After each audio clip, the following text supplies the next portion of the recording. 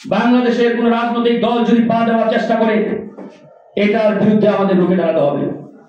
জাতীয় পার্টিকে প্রধান বিরোধী দল বানাবে, শেখ হাসিনাকে ফিরিয়ে নিয়ে আসবে, আওয়ামী লীগকে পুনঃপ্রতিষ্ঠা করবে।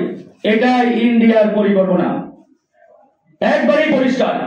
এখন কেউ যদি মনে করে থাকেন ইন্ডিয়ার সাথে হাত মিলিয়ে যে কোনো ভাবে ক্ষমতার চেয়ারে বসবেন, ভাই ক্ষমতার চেয়ারে বসার স্বপ্ন দেখা বাদ দেন। ক্ষমতা একটা পিচ্ছিল জিনিস। ক্ষমতার চেয়ারে বসবেন, কিয়ামত পর্যন্ত থাকবেন, এত সহজ নয়। হাসিনাও মনে করেছিল আমৃত্যু ক্ষমতায় থাকবে, মনে করেছিল না? থাকতে পেরেছে? হাসিনার এত বিশাল সাম্রাজ্য, বিশাল এস্টাবলিশমেন্ট, পুলিশ, প্রশাসন, আর্মি, এভরিথিং তার নিয়ন্ত্রণে ছিল, তার মতো ঢেলে সাজিয়েছে। তো এরকম একটা সাম্রাজ্য ভেঙে চুরমার করে দিয়েছে এদেশের ছাত্র জনতা। তা আপনারা যদি মনে করে থাকেন ওই ইন্ডিয়ান ফর্মুলায় ক্ষমতায় আসবো আর কিয়ামত পর্যন্ত ক্ষমতায় থাকবো, এটা হচ্ছে আপনাদের দিবা স্বপ্নের মতো। আপনারা এখনো ঘুমের ঘরে রয়েছেন। চিন্তায় পরিবর্তন নিয়ে আসেন, পরিকল্পনায় পরিবর্তন নিয়ে আসেন।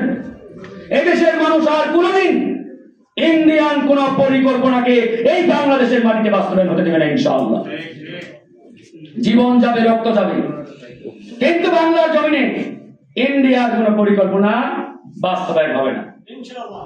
এই জন্যই আমরা বলেছি আওয়ামী দোসর যারা, জাতীয় পার্টি 14 দল, এদেরকে এই বাংলাদেশের মাটিতে রাজনীতি করতে দেওয়ার কোনো সুযোগ নেই। একবার স্টেট ফরওয়ার্ড।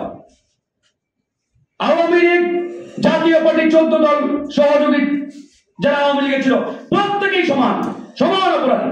কিন্তু আমরা তো আশ্চর্য হয়ে যাই, 3 জন চোর চুরি করতে গিয়ে ধরা পড়ছে, চোরের সর্দারকে আপনি শাস্তি দিলেন ফাঁসি, আর বাকি 2 সহযোগীকে পুরস্কৃত করলেন। বাংলাদেশের অবস্থা এরকম না ভাই? আওয়ামী লীগ যেসব অপরাধী, ঠিক একই অপরাধী তো জাতীয় পার্টি 14 দল সবাই অপরাধী। তাহলে আপনি আওয়ামী লীগের কার্যক্রম নিষিদ্ধ করলেন, জাতীয় পার্টিকে এখনো সেনা প্রোটোকলে পাহারা দিচ্ছেন, এর কারণটা কি? কারণ তো পরিষ্কার। তার ইন্ডিয়া থেকে সিগন্যাল জাতীয় পার্টিকে ব্যান করা যাবে না, অফিস পাহারা দাও। তা না হলে আজকে